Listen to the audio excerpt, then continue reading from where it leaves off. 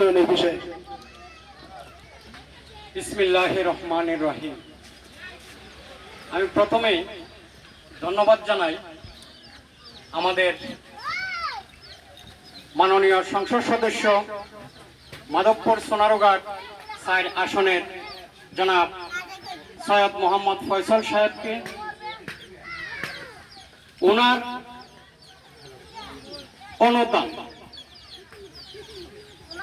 ওনার কারণে আজকে আমরা পিএম আবিদ ভাই মেম্বার সাহেবের বাড়ি হইতে পিএম রেড ক্রিসেন্ট পর্যন্ত যে অবহেলিত রাস্তাটি, সেটার ইট সোলিং এর উদ্বোধন করলাম এবং কাজ চলমান।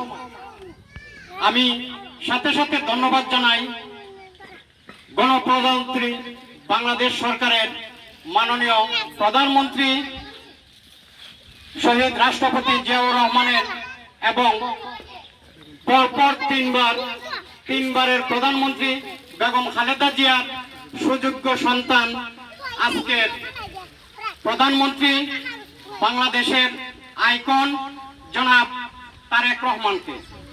ওনার নেতৃত্বে সারা দেশে যেভাবে উন্নয়নের জোয়ার আসতেছে, সেই ধারাবাহিকতায় আমাদের মাননীয় সাংসদ জনাব সৈয়দ ফয়সাল সাহেব এই ধারাবাহিকতা অব্যাহত রাখার জন্য উনি মাধবপুর সোনারুঘাটে যে কাজ শুরু করেছেন, আমার বিশ্বাস শুধু পিএম নয়,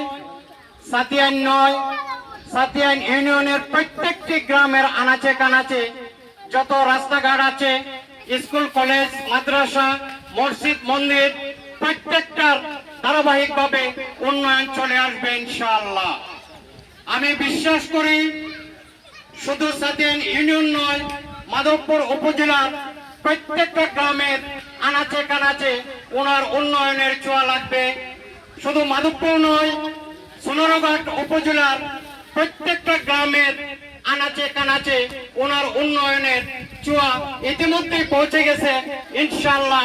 আমরা বিশ্বাস করি উনি ওনার যে মন মানসিকতা, উনি উন্নয়নের জন্য উদ্গ্রীব হয়ে রয়েছেন। সেই সুযোগটি আপনারা যারা ওনাকে করে দিয়েছেন, আমি আপনাদেরকে ধন্যবাদ জানাই। আজকে আমার বড় ভাই বাবু ভাই বলে গেছেন ৩৬ বছর ধরে উনি বিএনপির রাজনীতির সঙ্গে জড়িত, কিন্তু উনি কাজ করার মতো কোনোদিন সুযোগ পান নাই। তারপরও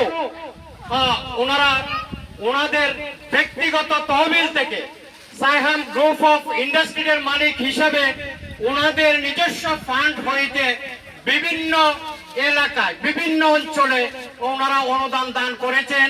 আর আজকে যেহেতু আপনারা ওনাকে সংসদে যাওয়ার সুযোগ করে দিয়েছেন, ইনশাআল্লাহ আপনারা অপেক্ষা করুন। ফয়সাল সাহেব কি জিনিস আপনারা বুঝতে পারবেন। আমার বিশ্বাস প্রত্যেকটা মসজিদ মন্দির গির্জা মাদ্রাসা রাস্তাঘাট, এমন কোন রাস্তাঘাট বাকি থাকবে না যেখানে ফয়সাল সাহেবের উন্নয়ন লাগবে না। ইনশাআল্লাহ আগামী 5 বছরের মধ্যে আমাদের বিশ্বাস প্রত্যেকটা অঞ্চলে প্রত্যেকটা গ্রামের যত অবহেলিত রাস্তাঘাট আছে, স্কুল কলেজ মসজিদ মন্দির আছে, সবটাই ইনশাআল্লাহ পরিপূর্ণভাবে উনি পূর্ণ করে দিবেন। সবাইকে ধন্যবাদ জানিয়ে এবং আজকের মাননীয় সাংসদ জনাব ফয়সাল সাহেবকে ধন্যবাদ জানিয়ে আমি আমার সংক্ষিপ্ত বক্তব্য শেষ করছি। আল্লাহ হাফেজ। বাংলাদেশ জিন্দাবাদ। আজকের অনুষ্ঠানের এখানেই সমাপ্ত ঘোষণা করলাম।